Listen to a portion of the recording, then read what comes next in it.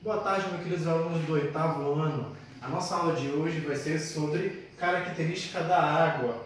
Por que estudar as características da água? Bom, observe que em nosso planeta nós temos diversos organismos, bactérias, vírus, não é?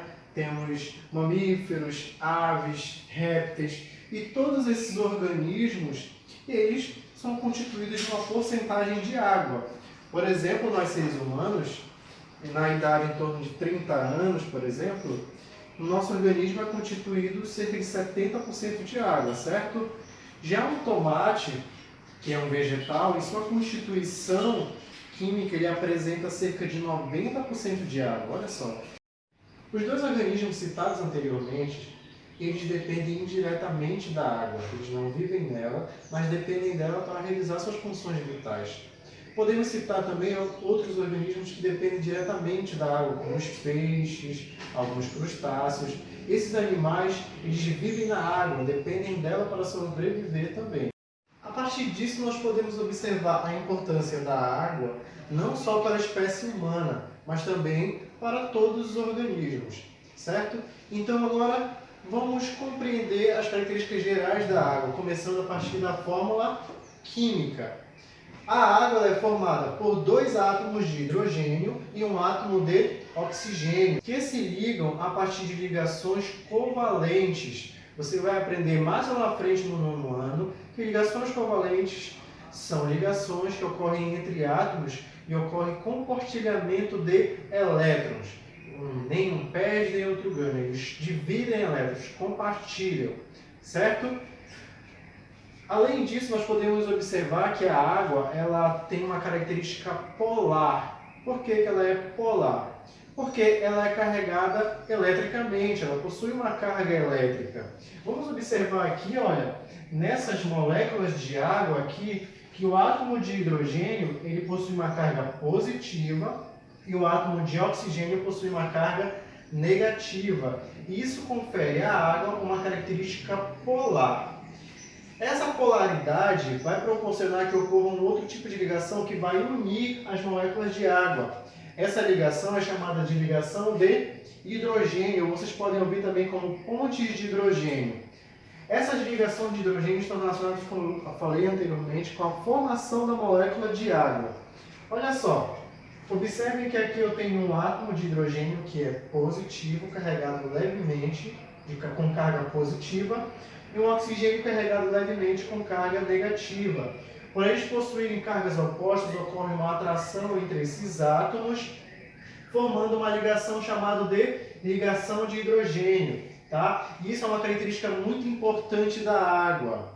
Agora nós vamos falar sobre os estados físicos da água. Ela pode se apresentar em 3 estados físicos: sólido, líquido e gasoso. Quais são os fatores que influenciam nos estados físicos da água? São 2 fatores. Um é a organização dessas moléculas, o quão elas estão próximas ou o quão elas estão afastadas uma das outras, e a temperatura. A temperatura e pressão também vai influenciar no estado físico da água, certo? Se a água está no estado sólido, essas moléculas aqui de água, H2O, elas estão mais próximas uma das outras. Se essa molécula está no estado líquido, essas moléculas estão um pouquinho mais afastadas. Se elas estão no estado gasoso, elas estão mais afastadas ainda, tá? Então, por que isso acontece? Porque quando eu tenho mais energia, essa energia pode ser na forma de calor, aumenta a movimentação, ou seja, aumenta um outro tipo de energia chamada de energia cinética, certo? Vamos ver um exemplo agora sobre esses estados físicos da água. Observem na imagem que, para que ocorra a mudança do estado físico da água, é necessário que tenha mais calor. Imagine agora a água no estado físico sólido. Para que ela mude o seu estado físico, é necessário que eu adicione calor. Se eu adicionar calor, o que acontece com essas moléculas de água? Elas começam a se agitar mais, a se movimentar mais, então vai mudando esse estado físico, certo? A partir da adição de energia, adição de calor. Se ela já está no estado líquido, eu quero passar para o estado gasoso, eu vou adicionando mais energia.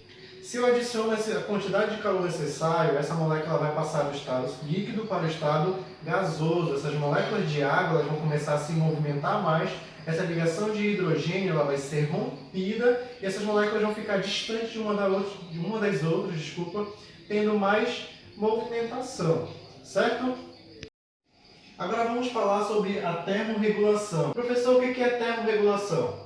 Termorregulação é a capacidade que alguns organismos possuem de regular a temperatura corporal. E essa termorregulação está associada a outras duas características da água, que é o alto calor específico e o calor de vaporização. O que é calor de vaporização? É essa capacidade, essa quantidade de calor necessário para modificar o estado físico da água, para que ela passe do líquido e vá para o estado gasoso. O que é alto calor específico? Nós vimos na aula passada que calor específico é a quantidade de calor necessário para elevar 1 atm, uma molécula de 1 grama, certo? Como nós estamos falando da água aqui, 1 grama de água. Olha só, não entendi ainda, professor, dá um exemplo. Tá bom, vou dar um exemplo agora para vocês. Vamos pensar assim, no seguinte exemplo. 1 grama de ferro e eu tenho 1 grama de água. Coloco essas duas moléculas de diferentes estruturas químicas, certo? À exposição de uma mesma quantidade de calor. Qual vai ser a molécula que vai modificar mais rápido a temperatura? Ou seja, vai aquecer mais rápido? É o ferro ou é a água? Com certeza vocês responderam aí que é o ferro. Por quê? O ferro ele aquece mais rápido, ele tem uma propriedade diferente. Então o calor específico é menor do que em relação à água, certo? Então a água, para ela modificar esse estado físico, precisa de um alto calor específico. Olha só, gente, como é que esses dois fatores estão relacionados com a termorregulação? Quando você está realizando uma atividade física, seu corpo começa a aquecer, o que acontece? Você começa a liberar suor. Por que você vai liberar suor? Suor, a maioria da constituição desse suor é água, certo? Por que você libera suor? Porque a água ela tem um alto calor específico. Aquele calor que está presente no seu corpo, que iria aumentar a sua temperatura corporal, vai ser liberado na molécula de água. Por quê? A molécula de água tem um alto calor específico e um calor de evaporação, certo? Então, essa água vai liberar junto com ela o calor.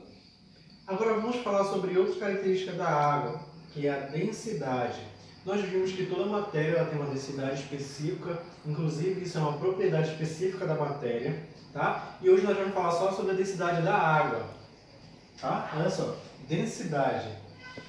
Qual é a densidade da água, professor? A 25 graus Celsius. É cerca de 1 grama por centímetro cúbico.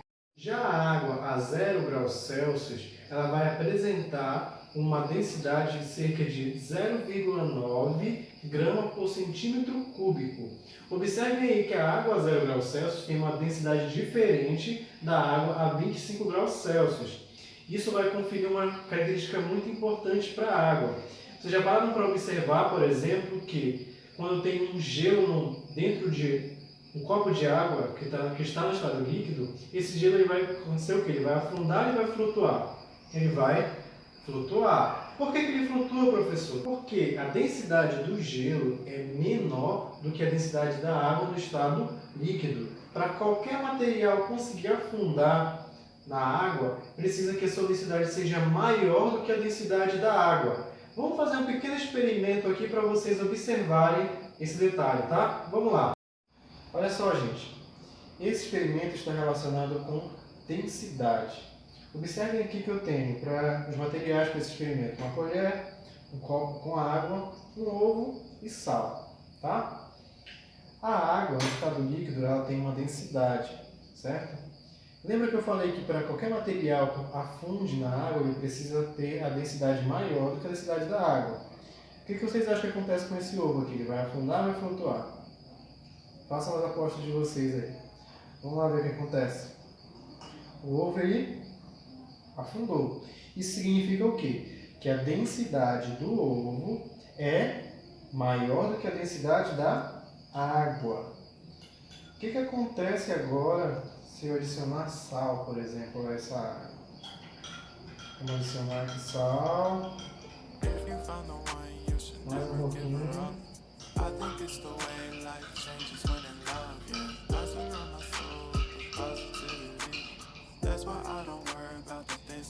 E aí, gente, o que vocês acham agora? O ovo vai afundar ou ele vai flutuar? Vamos ver.